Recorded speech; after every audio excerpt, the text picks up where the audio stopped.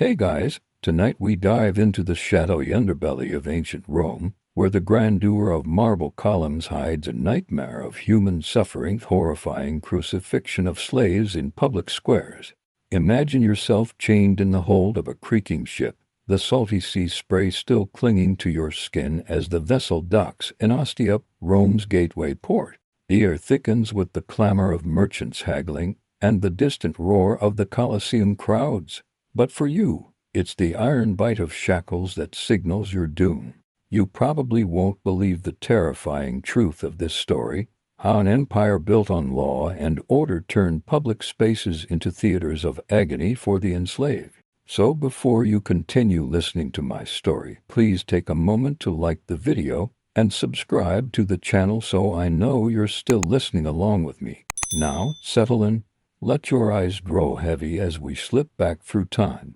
You feel the rough hemp ropes binding your wrists, cutting just enough to remind you of your lost freedom, as the slave traders whip cracks lazily in the air net to strike, but to hurry you along the dusty Via Ostienses toward the heart of Rome.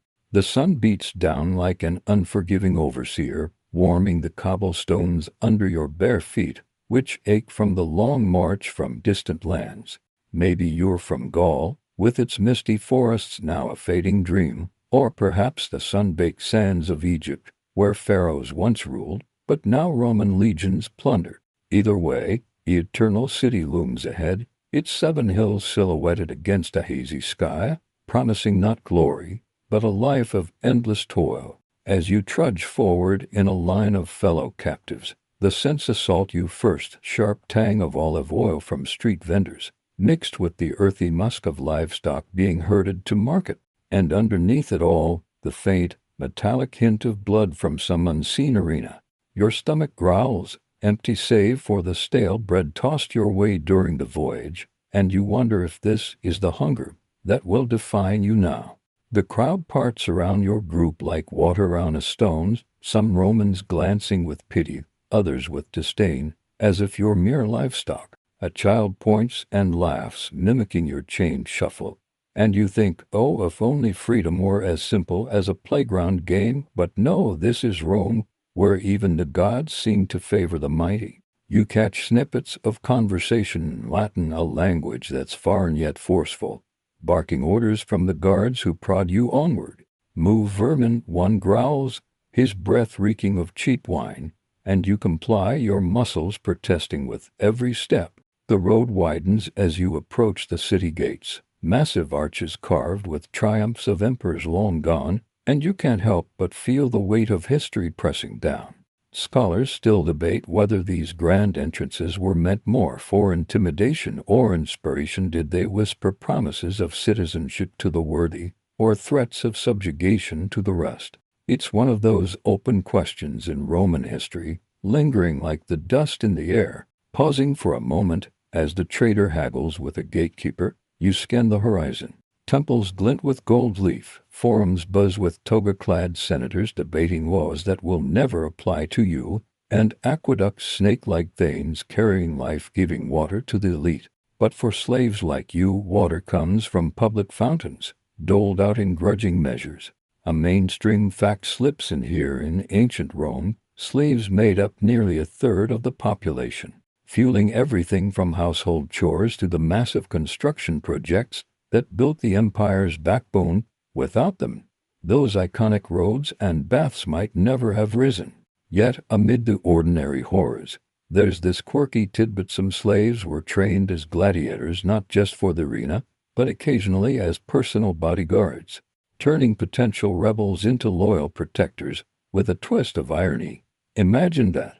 The very hands that could overthrow a master instead shielding him from assassins. You chuckle inwardly at the thought, like how today we'd hire our hackers to fix our cybersecurity about keeping your enemies closer, right? But laughter fades as reality bites. Your group is herded through the gates, the cool shadow of the wall offering brief respite before the full assault of the city engulfs you. The streets narrow into a labyrinth of insulae, those towering apartment blocks where the poor stack like forgotten scrolls. Laundry flaps from balconies like surrender flags, And the noisale, the endless din of wheels clattering on stone, hawkers shouting their wares, and somewhere, the wail of a newborn that echoes your own silent despair. You weave past bakeries wafting the warm, yeasty aroma of fresh bread you can't afford, and taverns where laughter spills out, mocking your silence. A stray dog nips at your heels, and you kick it away gently, thinking, at least it's free to roam like you who's now property, branded perhaps with a hot iron on your shoulder, the scar still throbbing like a bad tattoo from a wild night out. Deeper into the city, the Forum Romanum unfolds before you, a sprawling square of marble and power. Temples to Jupiter and Venus rise majestically, their columns etched with victories, while orators drone on about justice from the rostra. Justice, you scoff softly, for slaves, it's a word as empty as your pockets. Here in this beating heart of Rome, you sense the oppressive weight settling in knowledge that any misstep could lead to the cross, that public spectacle of suffering reserved for the lowest. But for now, it's the auction block that awaits, where you'll be prodded and priced like a fine vase. As the sun dips lower, casting long shadows that dance like specters, your mind wanders to escape. Whispers among the chains speak of hidden paths in the sewers, but guards are vigilant, their eyes sharp as daggers. You spot a wealthy matron in a litter, her slaves fanning her with peacock feathers, and envy stirs could that be your fate, or something far worse. The air grows cooler, carrying the faint scent of incense from a nearby shrine, and you pray to whatever gods still listen. Little do you know, the real shadows are just beginning to gather. The auctioneer's voice booms like thunder in the Forum, echoing off the marble steps as he gestures toward you with a practiced flourish, listing your supposed strength-strong back, quick learner, and broken spiritus if you're a prize horse at a fair. Beaters eye you warily, some poking at your arms or checking your teeth, and you stand there, the midday sun baking your skin, sweat trickling down like unwelcome tears. Finally, a bid sticks. A portly merchant in a fine tunic claims you for a handful of sesterces, less than the cost of a good amphora of wine. He snaps his fingers, and just like that, you're led away, chains rattling softly now toward a domus on the Palatine Hill, where the elite perch like eagles overlooking the sprawl below. The transition feels abrupt, almost dreamlike, as the chaos of the market fades into the quieter hum of residential streets, lined with frescoed walls and guarded by stern doorkeepers. You cross the threshold into your new world.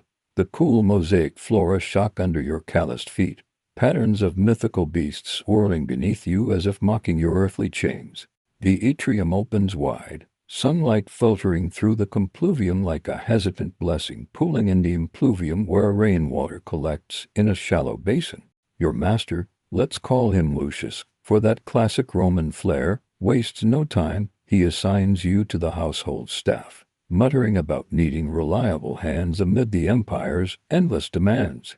From dawn's first blush your days blur into a rhythm of toil, rising before the cocks crow to grind grain in the dim kitchen, the stone mill turning endlessly under your push, flour dusting the air like fine snow, and coating your lungs with each breath. The scent of baking bread mingles with olive oil and herbs, a tantalizing tease since your portions are meager barley porridge thinned with water, maybe a scrap of cheese if you're lucky. As the household stirs, you scurry through corridors lit by flickering oil lamps, their smoky haze adding to the perpetual dusk indoors. You fetch water from the nearest fountain, balancing heavy amphorae on your shoulders, the cool liquid sloshing with every step along the uneven pavement. Back home, it's scrubbing floors on your knees, the rough brush biting into your palms, or tending the garden where vines twist like serpents around trellises. Lucius's wife, ever the taskmaster in her stola, directs you with sharp commands, her voice cutting through the morning mist. Polish the silver, mend the linens, prepare the baths. The hypocaust system warms the floors beneath the bathhouse, steam rising in lazy curls, and you envy the luxury as you stoke the fires below. Sweat pouring in the stifling heat because nothing says relaxation like making someone else sweat for it, right? Midday brings a brief lull, or so you'd hope, But no, you're sent to the market for provisions, weaving through throngs of free citizens who barely notice you, their togas brushing against your tunic like indifferent ghosts. The stalls overflow with figs, olives, and exotic spices from the east, colors vibrant under awnings that flap in the breeze, but your eyes linger on the chains of other slaves, a silent fraternity of the bound. Returning laden with baskets, you help in the triclinium, arranging couches for dinner parties where guests recline and philosophize about virtue while you pour Falernian wine, careful not to spill a drop lest you earn a cuff. The laughter echoes, tales of conquests and politics, and you fade into the shadows, invisible yet essential, like the mortar holding the empire's bricks. Evenings stretch long, after clearing the remnants of feast scrums of honeyed dormice and garum sauce staining the platysia might be tasked with reading scrolls to the children.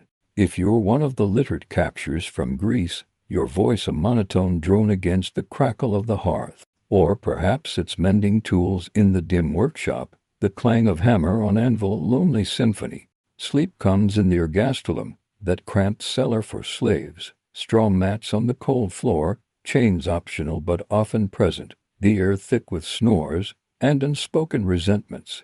You drift off to the distant howls of watchdogs, dreaming of lost homes only to wake at the first light, the cycle renewing like Sisyphus's eternal push. Tucked into this drudgery is a mainstream historical fact. Roman households relied so heavily on slaves that by the time of the empire, they performed everything from farming vast latifundia to educating the young elite, essentially powering the daily machinery of civilization without a whisper of credit. But here's a quirky tidbit that might raise an eyebrow. Some slaves, known as vicari, were owned by other slaves, creating a bizarre hierarchy where one bondsman managed another, like a pyramid scheme of servitude that even the gods might chuckle at. Imagine complaining to your boss who's just as chained as you are. Talk about middle management woes in antiquity. Scholars still engage in open debate over whether this system bred more loyalty through potential manumission or festered rebellion through sheer inequality. Did the promise of freedom temper the masses, or was it just a carrot dangling forever out of reach? You ponder this in quiet moments, polishing a bronze mirror that reflects your weary face, lines etching deeper with each passing moon. The sarcasm of it all settles in gently. Here you are, building an empire's comfort while yours erodes, like sanding down a statue that will outlast you. Occasional respites come unexpectedly. A festival day where work lightens, the streets alive with processions, flutes trilling and incense wafting, allowing you a stolen glance at Saturnalia's revelry, when roles flip and slaves feast like masters. But it's fleeting, a tease before the grind resumes. You learn the unspoken rules, avert your eyes from the domina's gaze, endure the capricious moods of Lucius after a bad day at the Senate, and always, always keep your thoughts buried deep. Whispers among the staff hint at escapes, but guards are ever watchful, and the brand on your forearm a crude fub for fugitiveness. If you dare run, marks you eternally. As weeks bleed into months, your body adapts, muscles hardening like the city's walls, but your spirit, it simmers, a low flame under the daily ash. You trudge to the latrine at dusk, the communal pit's a foul reminder of your station, and wash in tepid water from the basin, the soapwort lather barely cutting the grime. Stars peek through the narrow window slits as you lie down, the weight of exhaustion pulling you under like a warm blanket, yet dreams stir with unrest. Little Frieden sneaking a shared joke with a fellow slave over burnt porridge, likening it to the gods' rejected offerings, or sneaking a fig from the pantry. The sweet burst on your tongue, a tiny rebellion. But the watchful eye never blinks. Lucius's steward patrols like a shadow, quill scratching tallies of your every task. In this haze of routine, you sense the fragility of it. A lone wrong move, and the drudgery could shatter into something far darker. The city pulses around you, oblivious, its heartbeat the clatter of carts and murmur of fountains. But for you, it's a cage gilded with marble. Breathe deep now, Let the narrative lull you as the ancient stones whisper of endurance amid the endless toil. The routine grinds on, but lately, the air in the domus carries a subtle charge. Like the static before a storm rolls over the Tiber.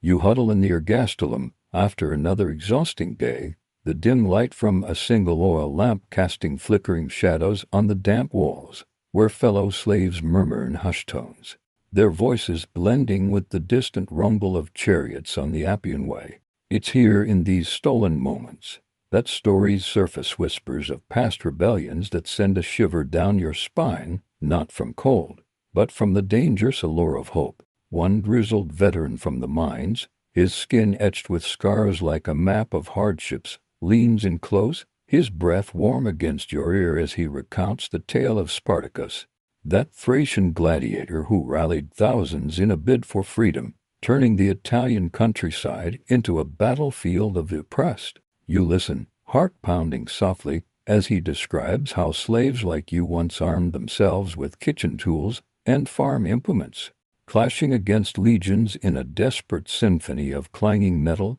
and defiant shouts. The scent of stale sweat and moldy straw fills your nostrils, grounding you in the present, but your mind wanders to those fiery nights under the stars, campfires crackling as plans were hatched. It's thrilling, almost intoxicating, like sneaking an extra sip of wine when no one's looking, except this buzz could cost you everything. The others nod, eyes gleaming in the low light, sharing fragments of other uprisings. The Sicilian revolts where enslaved shepherds rose up, wielding slings and staffs against their overlords. Or the whispers of plots in the heart of Rome itself, foiled by betrayals that left crosses lining the roads like grim milestones. As the tales unfold, you feel that spark ignite within, a quiet defiance flickering like the lamp's flame. Why endure the endless commands, the casual cruelties? Lucius's recent temper, lashing out over a spilled jug, leaves welts on your back that sting with every movement, a reminder that you're disposable. You imagine slipping away under cover of night, joining shadowy figures in the suburbs alleys, where the poor and forgotten conspire, in taverns reeking of sour ale and desperation.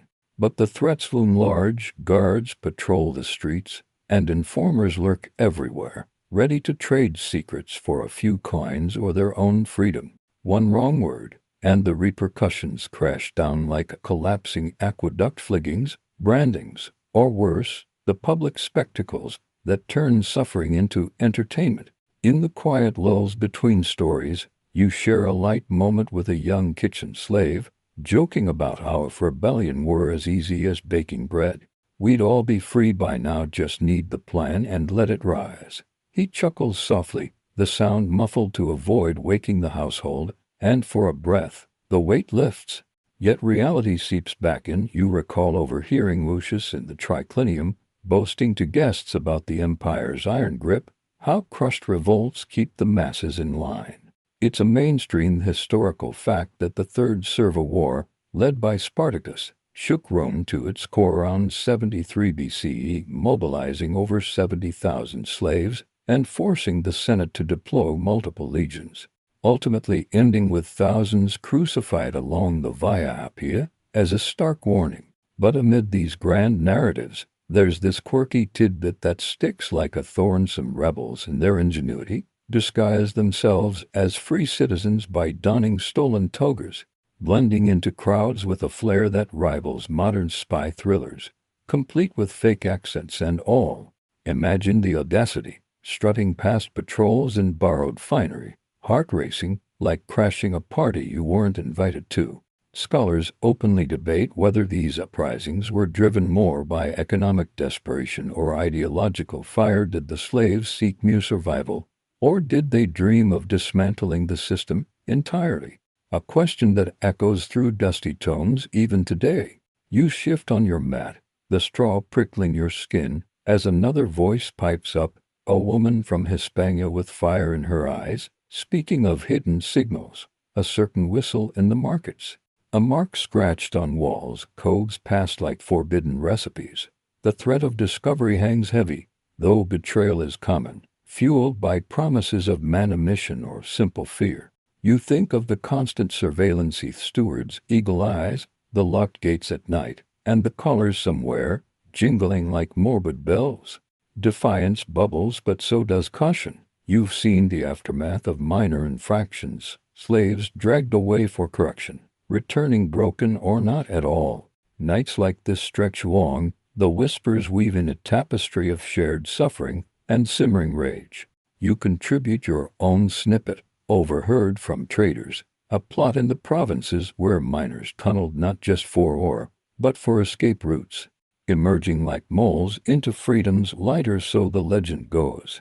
Laughter ripples gently at the image, comparing it to digging out of a bad date, but the humor fades as dawn approaches, the first bird calls signaling the end of your secret council. You douse the lamp, plunging the room into inky blackness, and lie there, pulse quickening with that spark. Is it enough to act or just to dream? The city outside slumbers, its fountains gurgling softly, but for you sleep comes fitfully, haunted by visions of chains breaking and crosses rising.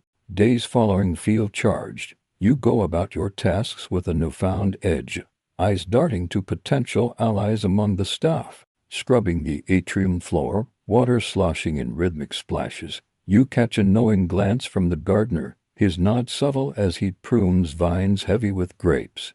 The sun filters through, warming the stones, but tension coils like those tendrils. Lucius notices nothing, lost in his ledgers, but the air hums with possibility. A festival approaches, Saturnalia perhaps, when boundaries blur and slaves taste mock liberty dressing as masters, feasting freely, the house alive with inverted roles. It's a tease, really, like giving a caged bird a window view. But in those moments, whispers intensify, plans hinted at in jest. Yet repercussions shadow every thought, tales worn of spies, of rewards for loyalty that turn brother against brother. You recall a story of a failed plot in the household next door, where the ringleader was flogged publicly, his cries echoing through the neighborhood like a dire symphony. The spark flickers, warm and dangerous, urging you onward even as fear whispers retreat. In the marketplace, amid the bustle of haggling voices and the aroma of roasting chestnuts, you overhear free men discussing the latest edicts, tightening controls on slaves after distant unrest. It fuels the fire, that sense of injustice bubbling like stew over coals. As evening falls again, the domus quiets, lamps guttering in the halls, and you retreat once more to the ergastulum, the cycle of whispers resuming. The spark grows, fed by each tale, each shared glance, amid the ever-present threat that could snuff it out. Breathe easy now, let the words drift you towards slumber, as the ancient echoes of rebellion linger softly in the night. The whispers fade into the pre-dawn hush, but that spark within you refuses to dim, glowing like embers under ash as you rise for another day of shadowed toil. You slip through the dim corridors of the domus, the cool tiles whispering under your feet, carrying a tray of fresh figs and diluted wine to Lucius's chamber, where he stirs from silk-sheeted slumber with the entitlement of the gods. The air hangs heavy with the scent of lavender from his bedding, a luxury that mocks your own scratchy mat, and you place the tray silently, averting your eyes as trained. But today, something shifts. A glance at the golden goblet on his table, etched with scenes of triumphant legions, stirs that defiant flame higher.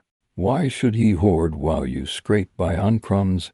In a heartbeat, your hand darts out, fingers brushing the cool metal, and you pocket a single silver spoon. Its weight in your tunic a secret thrill, like sneaking cookies from the jar when mom's not looking. The act feels minuscule, a flea bite on an elephant, but in Rome's rigid world, it's heresy, theft from a master, a spark that could ignite the pyre of punishment. You retreat to the kitchen, heart thumping softly against your ribs, the spoon's outline pressing like a guilty brand. The morning unfolds in its familiar blur, kneading dough with flour-dusted hands, the rhythmic thump echoing your pulse, while steam from boiling pots curls lazily, carrying hints of garlic and herbs that tease your empty stomach. Fellow slaves bustle around, chopping vegetables with dull knives that clink like distant chains, and you exchange a nod with the gardener, his saw-stained fingers a silent camaraderie. But paranoia creeps in. Does the steward's gaze linger too long as he tallies the inventory, his quill scratching like accusatory whispers on parchment? By midday, the sun pours through the atrium like molten gold, warming the impluvium's water to a gentle shimmer, and you're sent to the storeroom to fetch amphorae of oil. The dim space smells of earth and aged wood, shelves laden with jars that glint faintly in the slivers of light. Alone for a moment, you pause, the spoon heavy in your pocket, and temptation whispers again, we stop at one. You slip a small vial of spiced oil into your folds, its aromatic warmth seeping through, a petty victory in the grand scheme of servitude. It's foolish, you know, like thinking you can outrun a chariot on foot, but the spark demands fuel, fed by those nighttime tales of rebellion that now pulse in your veins. Returning to the light, you join the others in preparing the midday meal, the sizzle of fish on the brazier filling the air with salty allure, but your mind races, plotting how to hide your spoils, or perhaps share them in secret. Afternoon drags under the weight of chores, polishing armor in the tablinum, the metallic tang biting your nostrils as you buff helmets that once clashed in battles you'd never fight. Lucius entertains a guest, their voices droning about grain shipments and provincial taxes, oblivious to your presence as you refill their cups with trembling hands.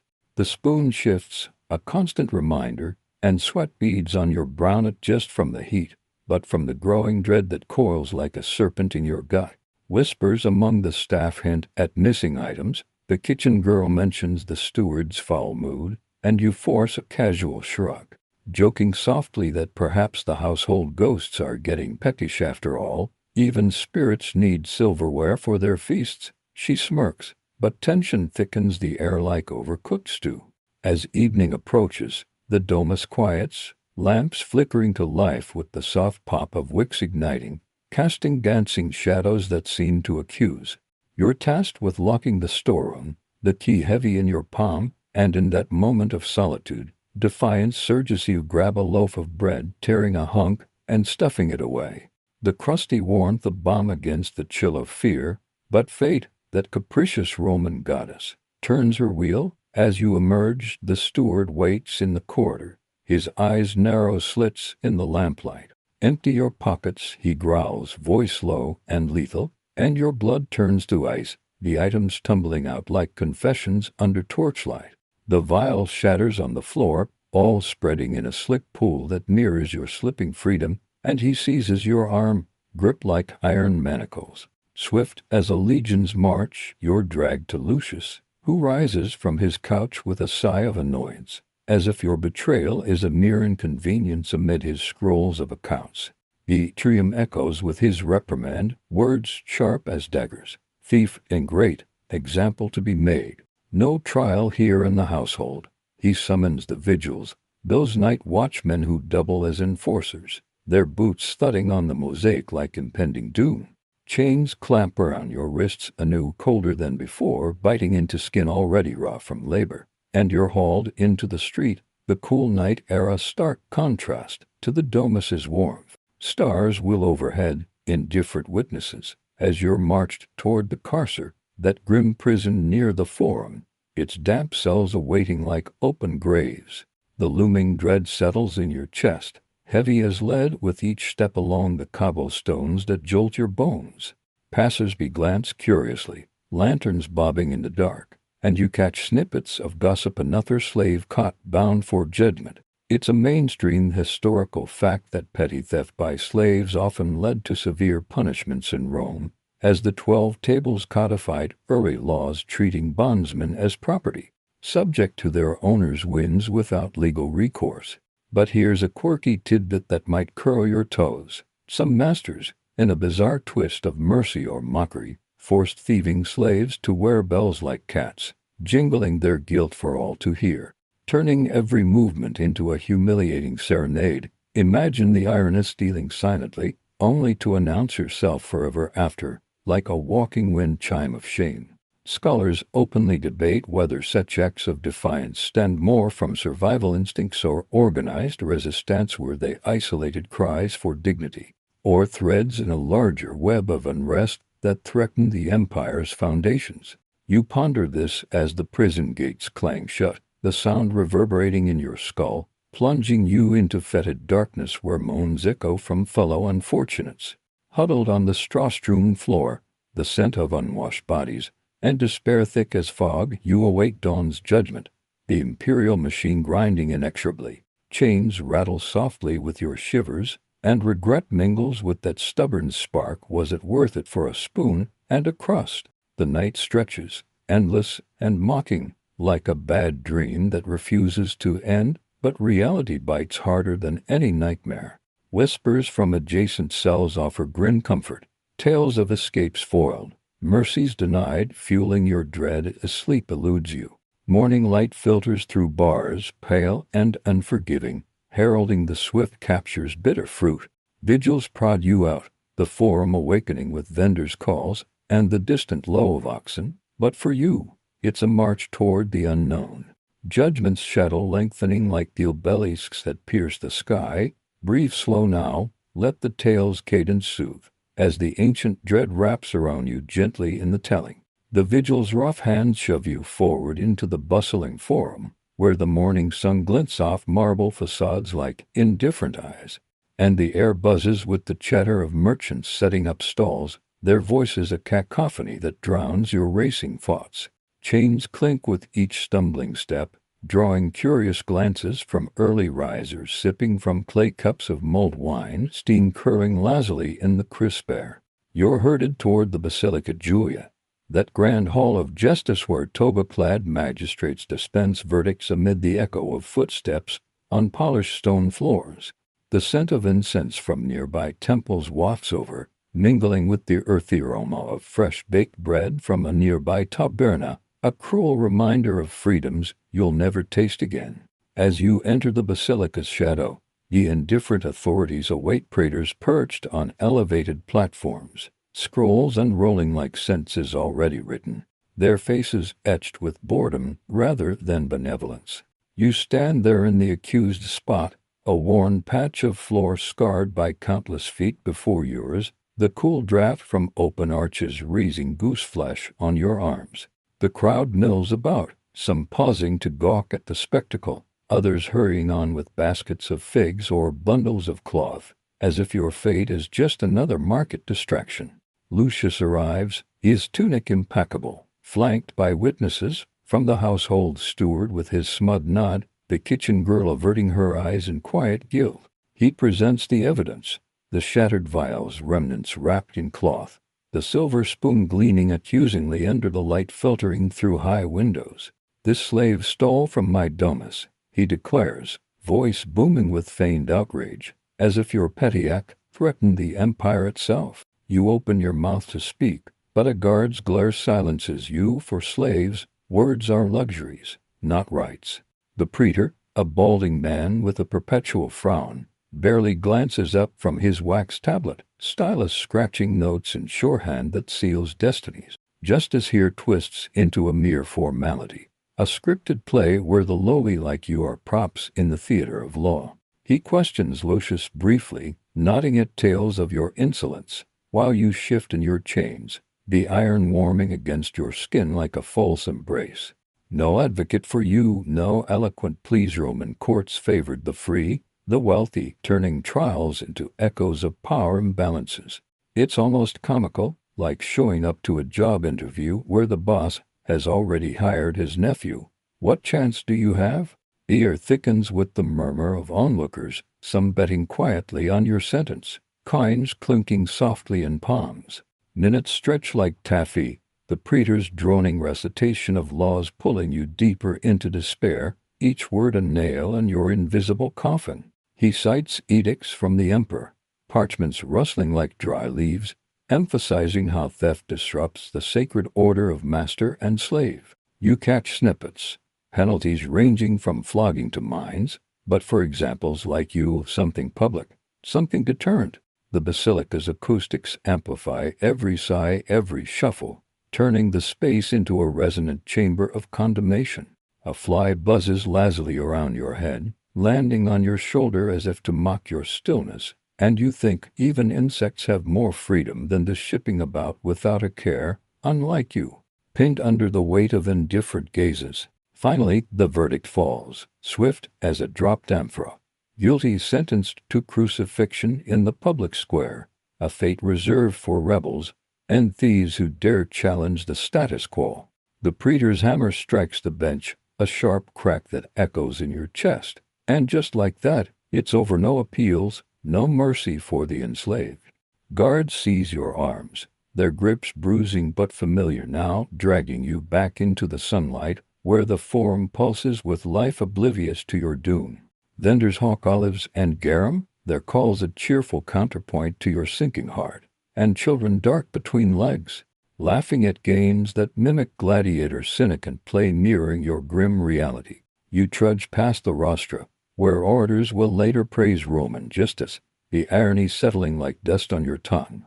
In this twisted system, a mainstream historical fact emerges. Under Roman law, slaves were considered res mancipi, things rather than persons, denying them any legal standing in courts and allowing owners near absolute power over their fates. But here's a quirky tidbit that might quirk an eyebrow. Some trials involved consulting augurs who interpreted bird flights or entrails for divine will, turning justice into a bizarre lottery where a crow's path could sway milder senses, like flipping a coin but with feathers involved. Imagine your life hanging on a pigeon with bad timing. Talk about winging it. Scholars openly debate whether this indifference stemmed from practical necessity to maintain social order or a deeper philosophical dismissal of slaves as non-citizens. Did it preserve the republic's stability or erode its moral core over time? You ponder this fleetingly as you're marched away, the basilica fading behind, its columns standing sentinel like uncaring giants. The crowd thins as you approach the holding pens near the Capitoline Hill, iron gates creaking open to swallow you into dim pens reeking of fear and unwashed despair. Fellow condemned huddle in corners, eyes hollow, sharing silent nods that speak volume as thieves, runaways, all bound for spectacles that entertain the masses. Chained to a post, you slump against rough wood, the splinters pricking like tiny accusations, while distant temple bells toll the hours, each peal a countdown. Water is sloshed your way in a battered bucket, tepid and gritty, quenching thirst but not dread. Whispers circulate, tales of last-minute pardons, rare as comets, or escapes thwarted by vigilant watch. You close your eyes, the sun's warmth through barred windows a mocking caress, and let memories drift, stolen moments of laughter in the ergastulum, the spark of rebellion now doused in cold reality. A guard jokes crudely about your impending elevation, chuckling at his own wit, and you manage a wry inner smile, thinking how promotion in Rome means something entirely different for the likes of you, like climbing the corporate ladder straight to the top, but with nails involved. As afternoon wanes, shadows lengthen across the pen floor, patterning the straw like bars within bars, and anticipation builds for the morrow's march. The city outside hums on, fountains gurgling softly, carts rumbling over stone, a lullaby of normalcy that lulls even the damned. You breathe deep, the air heavy with resignation, yet a stubborn thread of spirit lingers, woven from those whispered nights. Justice, or its ghost, has spoken. Now the public awaits its grim show. Let the narrative's gentle flow carry you, easing into the ancient hushes. Condemnation's echo fades softly.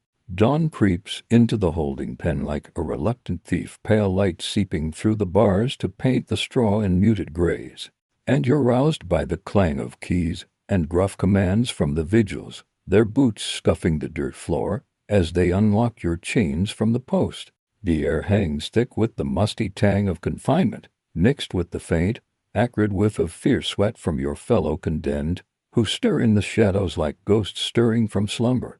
You stand on numb legs, muscles protesting the night's chill that seeped into your bones, and a meager crust of bread is tossed your way, dry as parchment, crumbling in your fingers as you chew mechanically, washing it down with a gulp of brackish water from a shared ladle. The guards bark orders, lining you up in a ragged procession, fresh irons linking ankles and wrists to ensure no desperate dash for freedom, each link clinking softly like a dirge in the morning hush.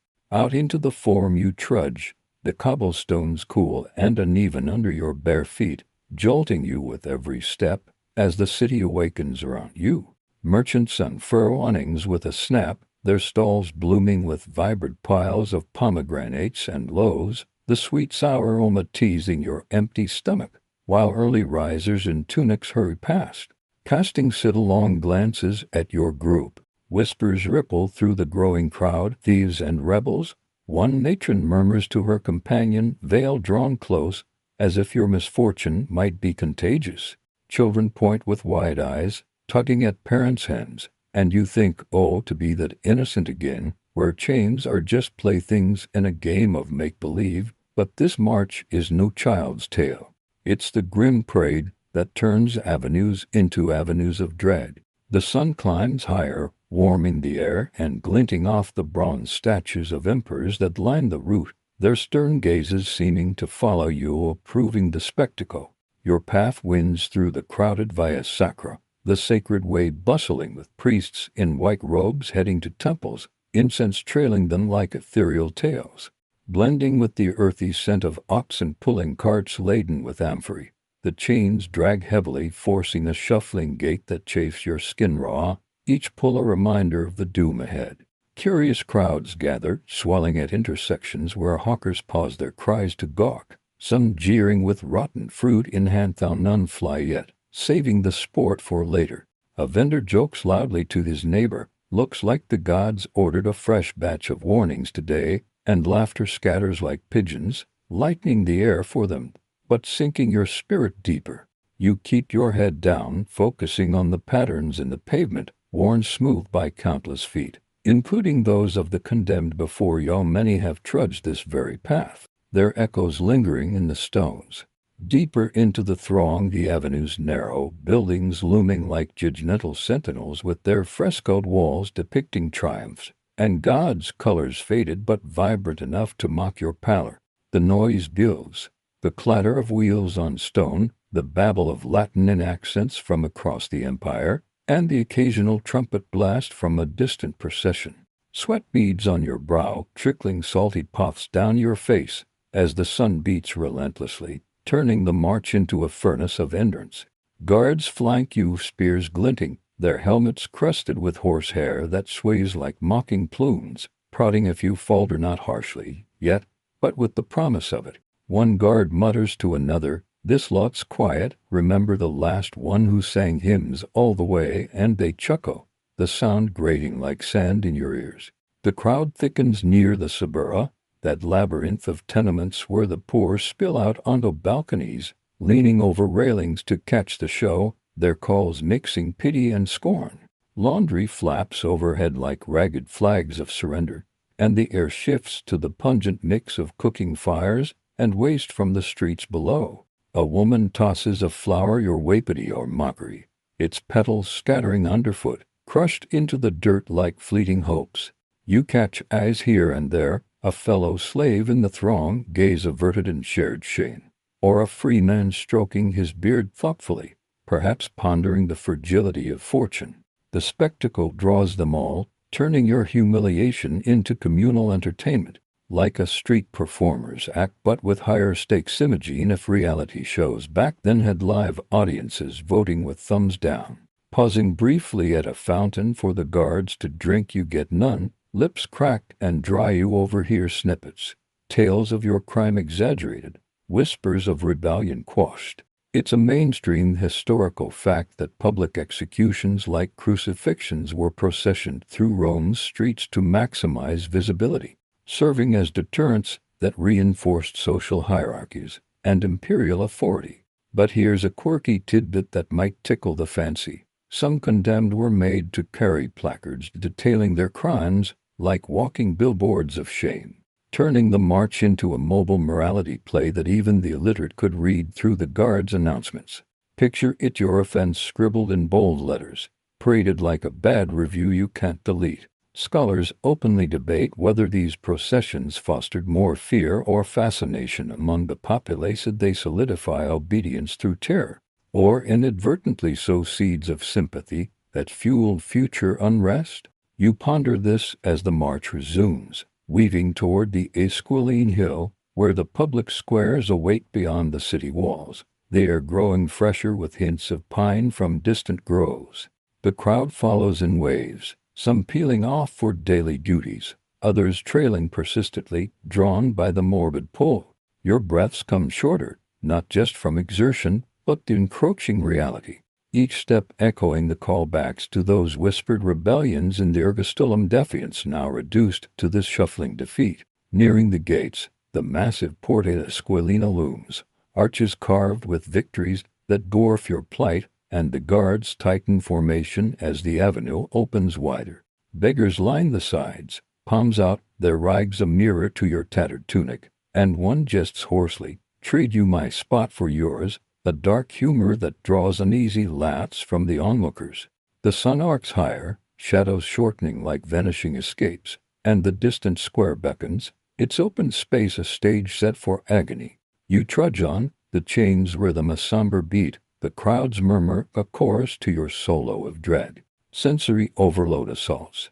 The sting of dust in your eyes, the clamor pounding your temples, the metallic taste of blood from a bitten lip. Yet amid it, a strange calm settles, like the eye of a storm, as acceptance whispers softly. The city's pulse fades slightly as you pass through the gate, the wall's shadow offering brief coolness, but the square unfolds ahead, already dotted with preparations that twist your gut. Spectators cluster, picnicking with baskets of cheese and wine, turning horror into holiday because nothing says family outing like a dose of imperial justice. Your feet drag heavier now, the end of the march looming, but the journey's weight lingers in every fiber. Breathe gently, let the ancient avenue's echoes lull you as the spectacle's curtain rises slowly in the telling. The gate's shadow lingers briefly on your skin before the open expanse of the Esquiline Square swallows you whole. The dusty ground crunching under your chained feet like brittle leaves in a forgotten autumn. The sun hangs high now, a merciless orb baking the earth into a hazy shimmer, and the crowd surges forward, forming a ragged circle around the designated spot where executions unfold like macabre festivals. Guards shove you to a halt amid the throng, their spears forming a loose barrier as curious onlookers press in. The air thick with the mingled scents of sweat-soaked wool, roasted nuts from opportunistic vendors, and the faint, underlying metallic tang of tools laid out in wait. You stand there, breaths shallow and ragged, eyes drawn inexorably to the grim preparations unfolding before you, a team of executioners. Burly men in rough tunics stained with the labors of their trade, methodically assembling the instruments of torment under the scorching glare. Wooden beams lie scattered like fallen giants, rough-hewn timber from distant forests, their surfaces splintered and weathered from reuse in this endless cycle of punishment. One executioner hefts a crossbeam, the patibulum, onto his shoulder with a grunt, muscles rippling under sun-bronzed skin, while another drives stakes into the ground with a mallet, each thud echoing in your chest like a heartbeat out of sync.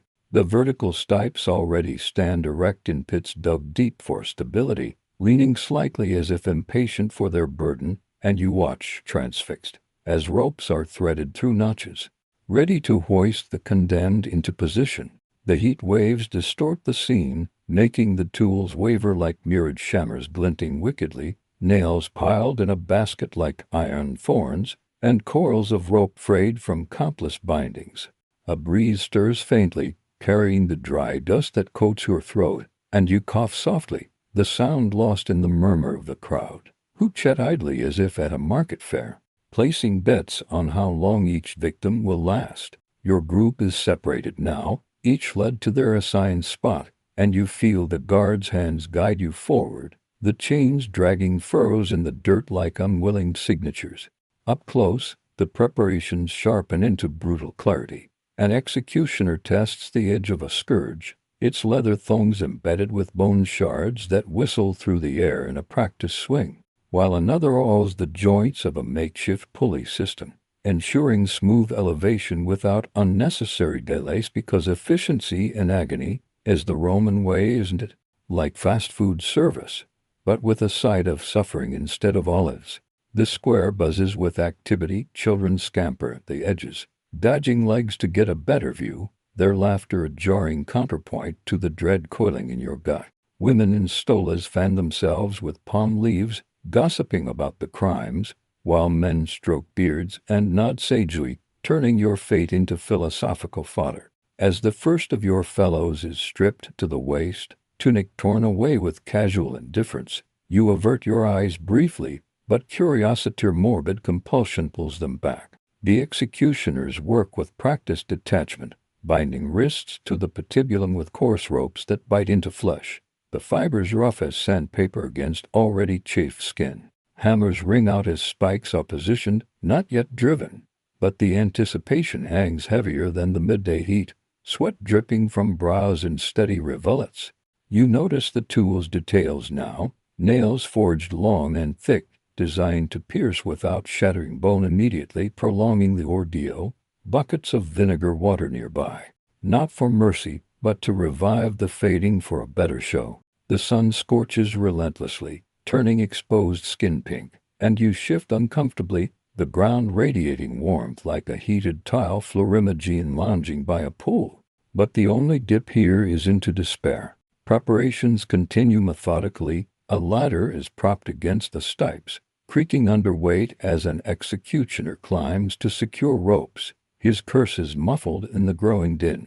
The crowd swells further, drawn by word of mouth rippling through the city like wildfire, and vendors weave through, hawking watered wine and sesame cakes. Their calls a bizarre soundtrack to the scene, fresh for the spectacle.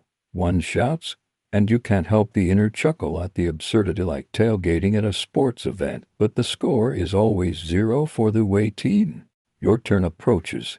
Guards unkind your ankles for mobility, but the wrist irons remain, a constant tug as you're positioned near your beam.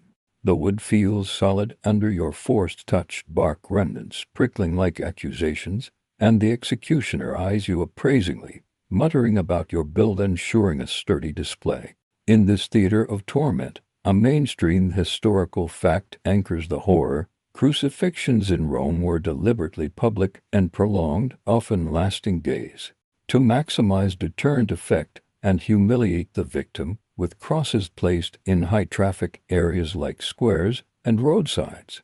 But here's a quirky tidbit that might furrow browsome executioners. In a fringe custom whispered among the lower classes, adorned the crosses with garlands of wilted flowers during festivals, turning tools of death into ironic altars that blurred lines between punishment and pagan rite, like decorating a gallows with holiday lights.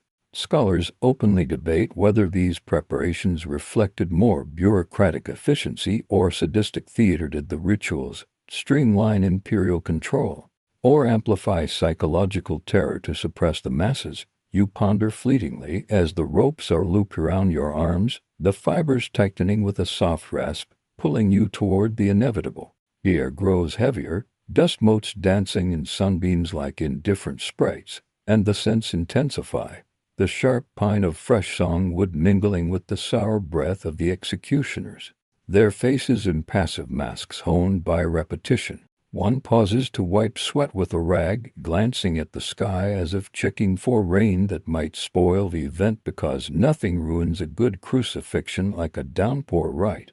The crowd hushes slightly as the first hoist begins, ropes creaking over pulleys, the victim's drones lost in collective gasps.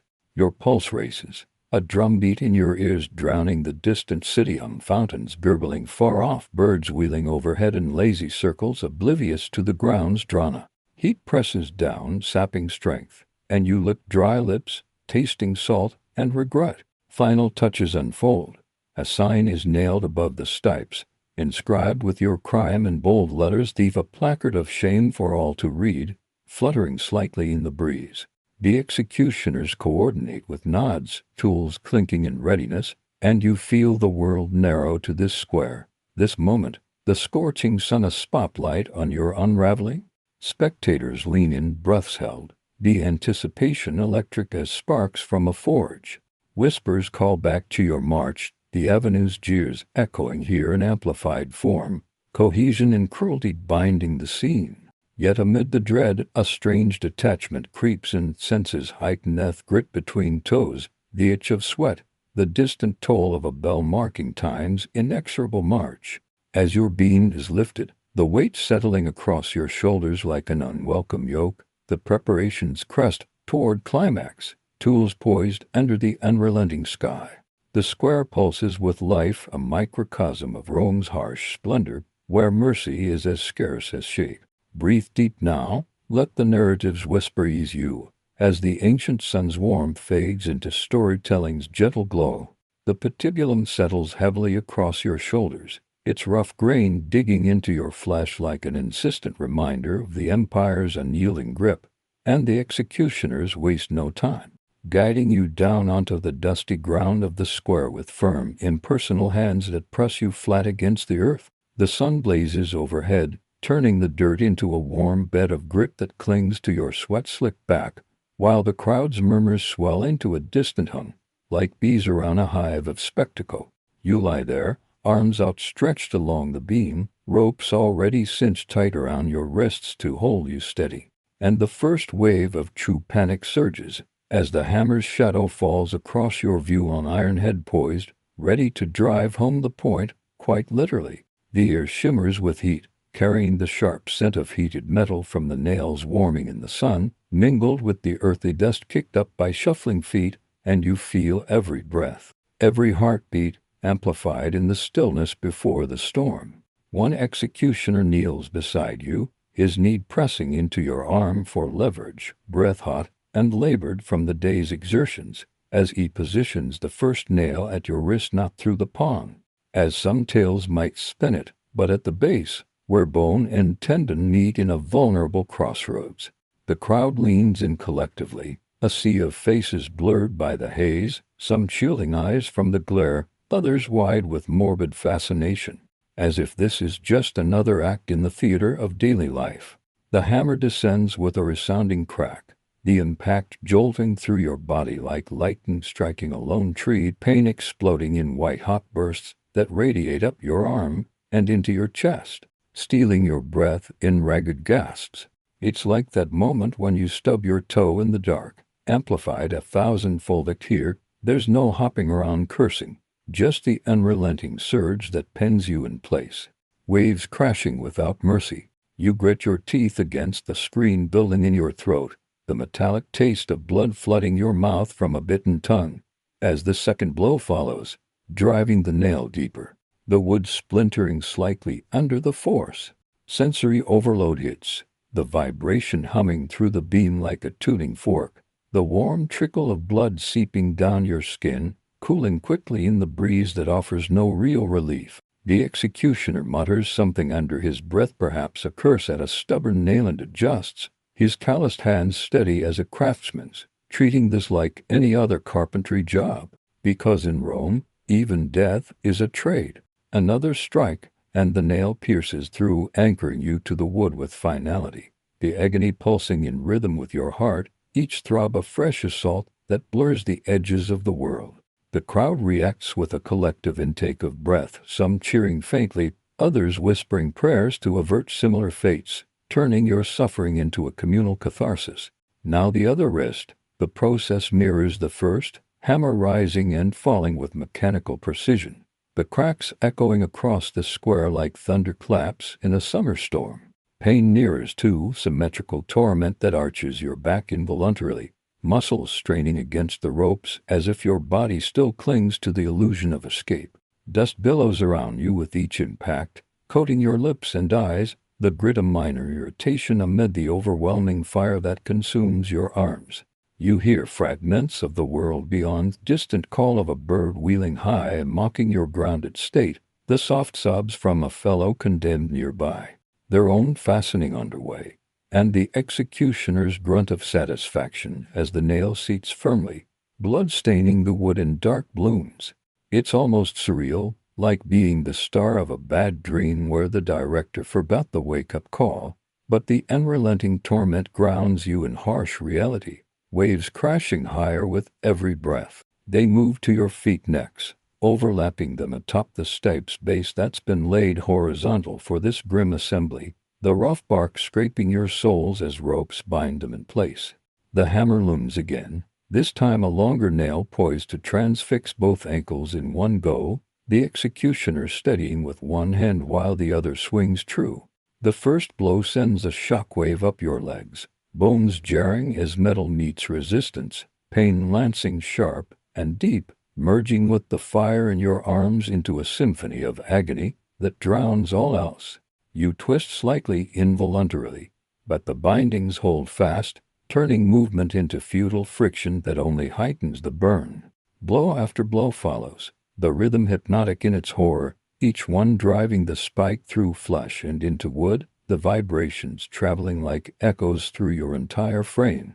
Blood pools beneath, soaking into the dirt to form muddy patches that attract flies, they're buzzing a tiny torment amid the greater one, like uninvited guests at a party gone wrong. The crowd's energy shifts, some turning away now that the fastening is underway, while others press closer, faces etched with a mix of revulsion and rapture, human nature's dark underbelly on full display.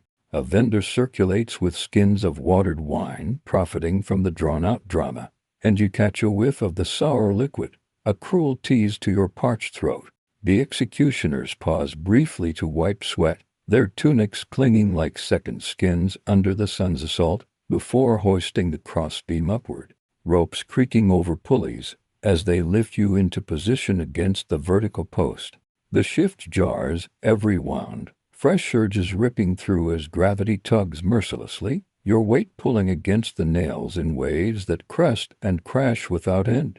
It's like hanging from a pull-up bar after a marathon, exhausting, unrelenting, but with spikes for handles. Secured now, the cross rises fully slotted into its pit with a thud that reverberates through your core, the final fastening complete as dirt is shoveled in to stabilize.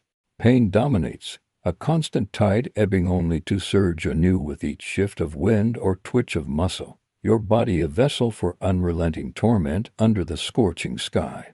In this excruciating ritual, a mainstream historical fact emerges. Roman crucifixions fastened victims with nails through wrists and feet to prolong suffering, ensuring death came slowly from exhaustion or asphyxiation rather than blood loss alone. But here's a quirky tidbit that lingers oddly. Some accounts whisper of executioners offering a settle, a small seat on the cross, not for comfort but to extend the agony further, like adding extra time to a timeout chair in the world's worst game. Scholars openly debate whether the pain's intensity served more as psychological deterrent or physical spectacle. Did it break the spirit through sheer endurance, or captivate the masses as a theater of power? You hang there, breaths shallow and labored, the world tilting in hazy waves, sensory details sharpening ironically amid the blur, the sting of sweat in open wounds, the distant murmur of the crowd fading like a retreating tide, the sun's heat baking your skin into a feverish glow. Flies gather, their wings a soft drone against the pounding in your ears, and time stretches, each moment a fresh wave in the sea of torment. The square bustles on, life persisting around your suspended suffering, a stark reminder of Rome's casual cruelty. Yet in the haze, fragments of defiance flicker, callbacks to that spark in the ergastulum, now dimmed but not extinguished. The agony rolls on, unrelenting, as shadows begin to lengthen ever so slightly. The sun's arc a slow countdown. Breathe easy now, let the words wrap around you softly, easing the ancient waves into a gentle, fading whisper. The cross jolts upright with a final, shuddering thud as the executioners pack the base with dirt and stones, securing it like a sentinel in the square, and you dangle there, suspended between earth and sky, your body sagging against the nails that anchor you in a cruel embrace. The initial shock of elevation sends fresh waves through your limbs, gravity pulling mercilessly downward, turning every breath into a labored negotiation with pain that radiates from wrists and feet like embers fanned by an unseen wind. The sun beats down relentlessly, its rays piercing like tiny arrows on your exposed skin, sweat mingling with blood to trace sticky puffs down your sides, cooling in the occasional breeze that whispers through the square without offering true respite. You hang exposed for all to see, a living tableau of warning, your tunic torn and bloodied, fluttering slightly like a ragged banner of defeat amid the indifferent sprawl of Rome.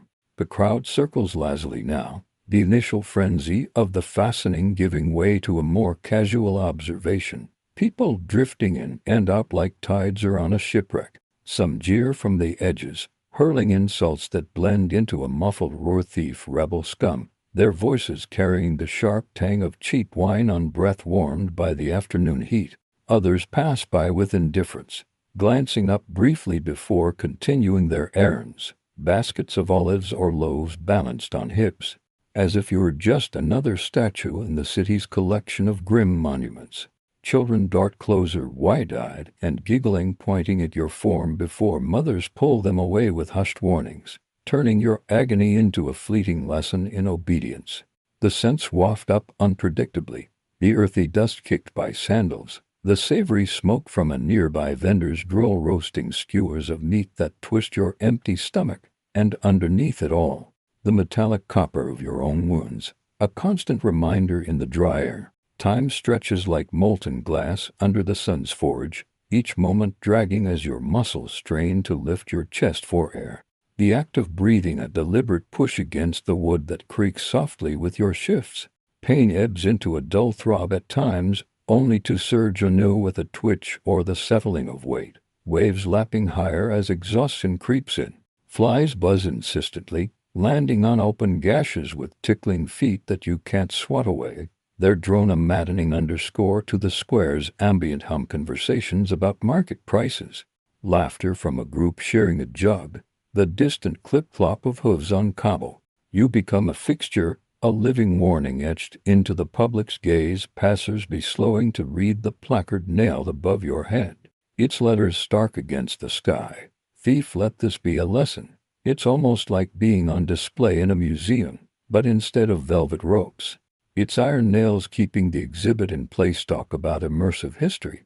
As the afternoon wanes, shadows lengthen across the square, creeping like cautious fingers toward your cross, offering patches of shade that tease without fully relieving the burn on your skin.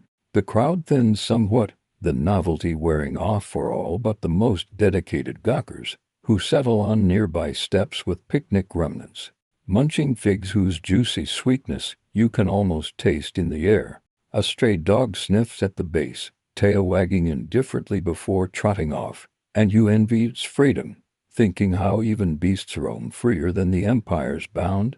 Jeers fade into sporadic barbs, one man tossing a pebble that pings off the wood harmlessly, chuckling to his companion about testing if it's real, as if your gasps aren't proof enough, like poking a painting to see if the colors run. Indifference reigns supreme. Merchants hawk wares nearby, their calls a cheerful counterpoint. Fine linens, spices from the east, turning the square into a bizarre bazaar where suffering is just background noise.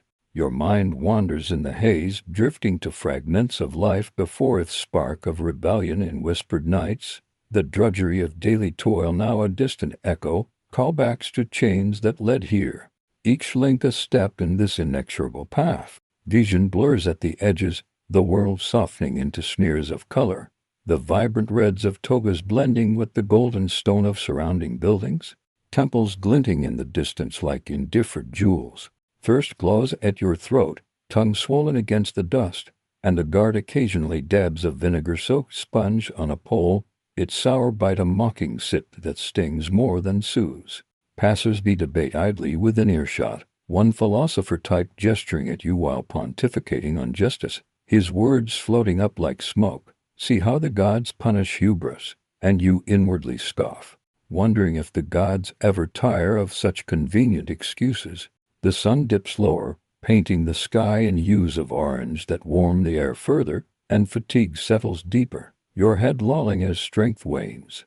Each lift for breath a Herculean effort against the pull. Jeers mix with pity now. A woman leaves a small offering at the base, a wilted flower, perhaps your veil hiding tears or superstition, while others cross themselves with signs to ward off evil.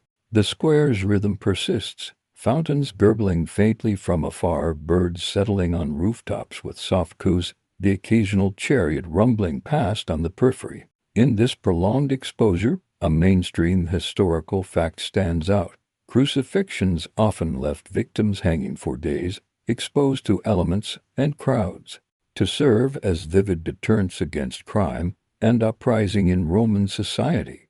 But here's a quirky tidbit that might quirk a smile through the haze. Some accounts whisper of birds perching on crosses, pecking at wounds in a macabre companionship, turning the condemned into unwitting feeders like a twisted bird bath in the square. Scholars openly debate whether this public shaming fostered genuine fear or bred quiet resentment among them. Did it quell dissent through visibility, or ignite subtle sparks of empathy that fueled future change? You ponder vaguely as dusk approaches, the crowd dispersing further, leaving you to the lengthening shadows and the first stars peeking like distant watchers. Jeers dwindle to whispers, indifference solidifying as night cools the air. A gentle reprieve that soothes sunburned skin but does little for the inner fire. Passers-by become silhouettes, lanterns flickering to life in hands, casting dancing glows that play across your form like fleeting spotlights. Exhaustion tugs insistently, breaths shallower now, the world fading into a soft bour where pain becomes a constant companion rather than an intruder. Memories flicker, stolen spoons, whispered plots, the march's dust cohering into a tapestry of what led here, a living warning now etched in flesh. The square quiets, life retreating to homes and taverns, leaving you dangling in solitude amid the indifferent night, the cross creaking softly like a lullaby of wood. Yet in the exposure, a thread of resilience lingers, defying the jeers and the gaze. As stars will overhead, the torment persists in waves, gentler now in the telling, inviting you to drift with the narrative's flow toward restful shores. Darkness creeps across the square like a soft veil drawn by unseen hands, the last rays of the sun dipping below the horizon to paint the sky in deepening purples and blacks, leaving you clinging to fading breaths that come shallower now, each one a quiet battle against the weight pressing on your chest. The cross creaks gently in the cooling breeze, wood settling as if whispering secrets of all who've hung before, and the pain, once sharp and insistent waves, dulls into a persistent ache that throbs in time with the distant pulse of the city winding down for night. Stars emerge one by one, twinkling like indifferent eyes in the vast canopy above, while lanterns flicker to life in the hands of lingering stragglers, casting warm glows that dance across the ground but barely reach your elevated perch. The air turns crisp, carrying the faint, comforting scent of wood smoke from nearby hearths where families gather for evening meals. The aroma of stewed lentils and bread a distant tease to your parched lips, reminding you of simpler times lost in the haze. You dangle here, a silhouette against the twilight, breaths rasping softly as exhaustion tugs you deeper into its embrace. The empire's cruelty unfolding in your mind like a scroll unrolling slowly, how an act as small as a stolen spoon spirals into this grand display of power, sealing your tragic end with nails and wood. Reflections drift lazily, the bustling streets you once trudged as a slave, the whispers of rebellion that sparked hope only to flicker out, the indifferent crowds that jeered and forgot, all threads in Rome's vast tapestry of control. Pain surges faintly with each shift, a reminder of the body's betrayal, but numbness spreads from your extremities, toes tingling in the chill as blood slows its course, the metallic tang lingering on your tongue like a final, bitter vintage. The square empties further, footsteps echoing away into the night, leaving only the occasional guard patrolling with a torch that flares briefly, illuminating your form in fleeting orange before plunging back into shadow. Memories surface in fragments, soft and dreamlike, keep hold of the ship that brought you here, rocking on waves that now mirror the gentle sway of your fading consciousness.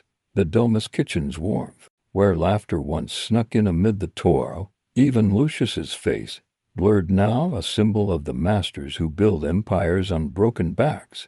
You cling to these breaths, each inhale a defiance, exhaling regrets into the cooling air that carries them away like leaves on the Tiber.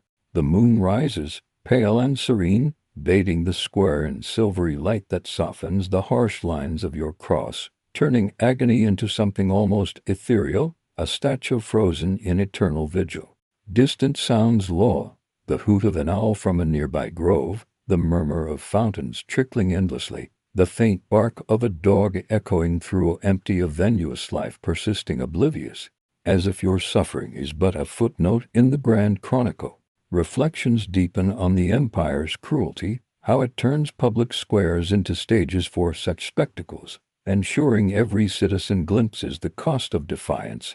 Your body a canvas painted with warnings that fade only when the vultures come. It's like leaving a bad review for the system, but instead of stars, it's you up there twinkling in the night. 0 out of 5 would not recommend.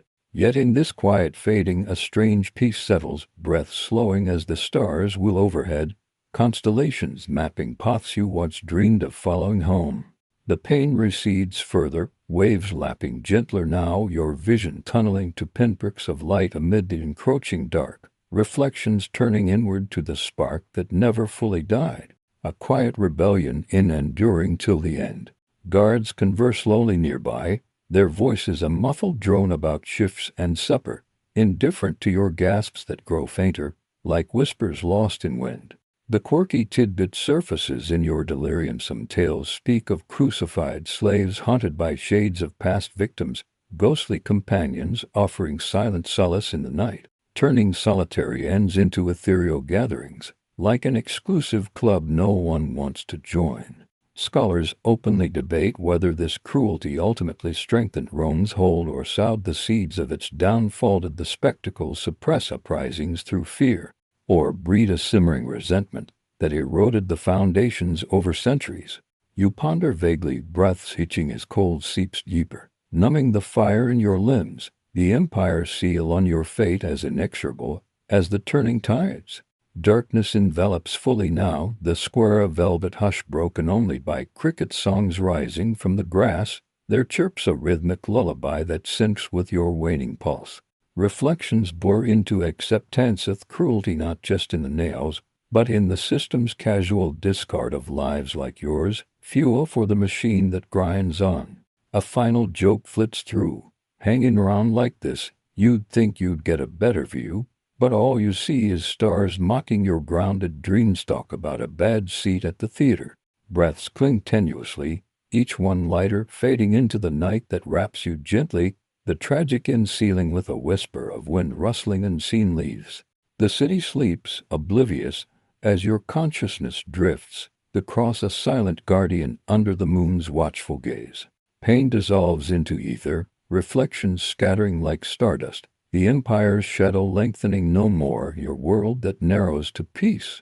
You let go softly, breaths ceasing as dawn's first hint lingers far off, the night claiming its own in quiet triumph. And now, as the ancient echoes fade into the gentle hush of evening, let your thoughts drift slowly, like leaves carried on a calm stream toward distant horizons where worries dissolve into mist. The weight of the day's tales settles softly, easing into the comforting embrace of twilight's whisper, where each breath lengthens, deep and unhurried, inviting serenity to wrap around you like a warm blanket woven from starlight and dreams. Feel the tension melt away, muscles relaxing one by one, as the vivid imagery of Rome's shadowed squares blurs into soft, indistinct shapes, colors muting to peaceful grays and blues that soothe the mind's eye. No more the clamor of crowds or the creak of wood. Instead, imagine a vast, tranquil meadow under a velvet sky, flowers nodding lazily in a breeze that carries only the faint, melodic murmur of a far-off brook, lulling you deeper into repose. You're safe here in this moment, the story's intensity giving way to a tender fade, where reflections linger not as burdens but as gentle reminders of resilience and the quiet beauty of release. Let eyelids grow heavy, breath sensing with the rhythmic rise and fall of imagined waves on a serene shore, each one washing away remnants of the narrative until only calm remains, a soothing balm for the soul. As darkness envelops kindly, know that tomorrow brings fresh light. But for now, surrender to the night's tender hold, drifting effortlessly into slumber's welcoming arms. Sweet dreams await, soft and restorative, carrying you through till morning's gentle call.